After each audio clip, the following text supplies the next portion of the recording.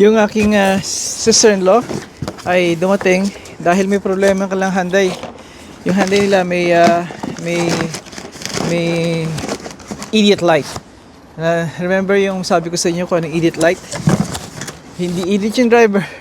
Or sometimes that's how you feel kasi may nagbiblink na ilaw, di ba? Yun ang kategorya nun. Yung sabi sa akin ng kaibigan ko matagal na, sabi niya, Lenny, I got the idiot light again. Sabi ko, then na-pick up ko na kung ano yung sabihin. Idiot light kasi nasa harapan mo, nakatutok sa iyo sa dashboard mo yung check engine na reason why kaya tinawag naming idiot light yun. Dahil wala kang clue kung ano nangyayari. Sinasabing may problema, pero you have no clue. Kaya you feel like an idiot.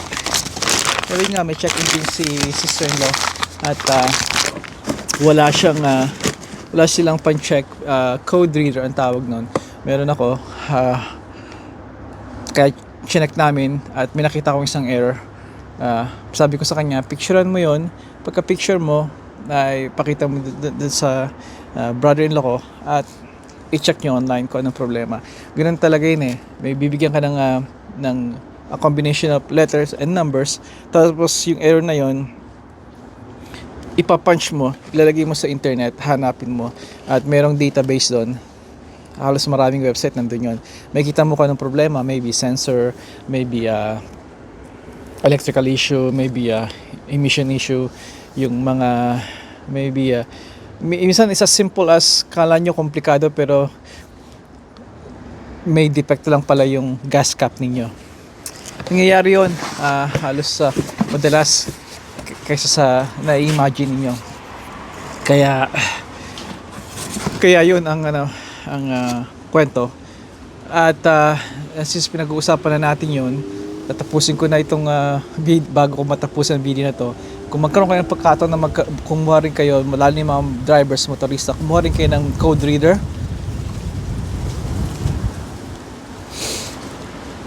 Never complain sa tigas, sa lupit ng hagupit ng winter sa Canada. Never complain. Wag na maririnig ng sarili ninyo na magko-complain kayo. Wag mas maririnig ng sarili niyo na nagko-complain kayo. Wag. Hayaan ninyo yung mga vloggers na umiiyak.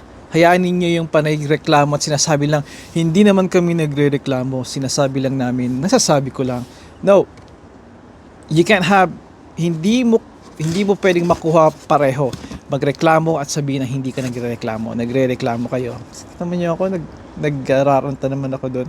Kaya kailangan, hindi ako sumusubaybay sa kanila, pero pag nakikita ko yung kanilang mga videos, dahil ang aking keyword ay Buhay Canada, lumalabas yun. At sabi ko sarili ko, pababayaan ko na sila.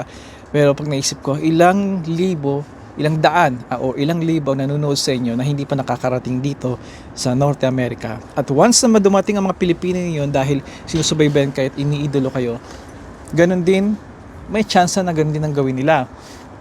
Isipin nila na isinusumpa nilang ang snow. At nangingangatog sila, nagsusuot sila ng mga expensive o ng mga maling produkto, mga maling damit at natural, lalamigin ng mga kamay nila. Paano nila malalaman ang tunay, ang tamang pamumuhay dito na maaaring tamang mag-i-struggle sila, pero paano nila malalaman paano nila mapapaunlad ang sarili nila, paano nila ma-educate yung sarili nila kung sa beginning pa lamang ito ang mga nakikita ng mga tao, takot mag-drive dahil may snow, may winter, takot magpala dahil meron silang ganitong yelo, lahat negatibo. At talagang pansinin nyo sila, ang kanilang itong mga sikat ninyo, mga sinusubaybayan ng mga vloggers dito sa Canada, napakarami nilang mga negatibo, nakakatakot na mga titles. You can word that differently. Ito ang problema dahil sila simula sa umpisa pa lang sila negatibo na, at you can tell na hindi sila kayang makita ang pahihina at ang malalambot ng mga kalalakihang Pilipino na ako'y ako'y nalulungkot dahil Pilipino ako, sa atin ako lumaki at hindi yun ang kinalakihan ko, hindi na makilala kong mga Pilipino nung kabataan ko dito, hindi na mga nakagisnan ko. Ito another generation to, ito another batch to, another grupo na nagpipreach sa inyo kung gaano sila, ito mga ginagawa nila at the same time, kung gaano sila kagaling at they seems to figure out things out, pero ang action nila hindi. May tao na nagumpisa magputol ng tuod na puno, hindi tinapos dahil mali ang gamit. Merong mga tao na kung magmaneho, hindi dapat tularan dahil inilalagay niya sa panganib ang kanyang sarili at lalo ang kanyang pamilya. At ang mga tao nasa labas diyan, kapwa motorista at mga pedestrians, ang dami. At ito'y seems na gino-glorify ng mga tao. At hey, may sarili akong plataforma dito, kaya dahan-dahan, utay-utay, pakonti-konti, gagawa ko ng mga bagay na hopefully makatulong sa atin, tulad ng tamang pananamit, kung paano maghanda sa winter. Mga ganong bagay. Hindi ito pagalingan, ito kundi pagbibigay ng tulong sa mga tao dahil gusto niyo ibahagi ito, dahil gusto nilang maging maunlad sila, ang kababayan ninyo. Gusto kong maging maunlad sila. At tunay na ayokong pagdaanan nila mga napagdaanan ko, na kung bakit ito na tayo sa informasyon na napakayaman, bakit hindi natin gawing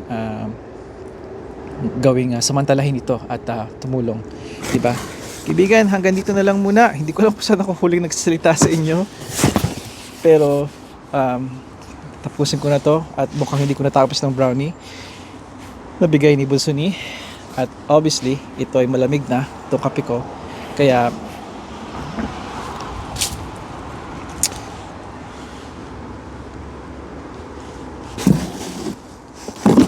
ako ay magpapaalam na muna sa inyo at magkikita muli tayo. Hanggang sa muli, kaibigan.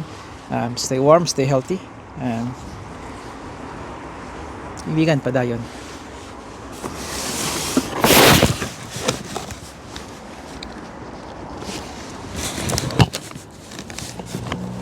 Brownie.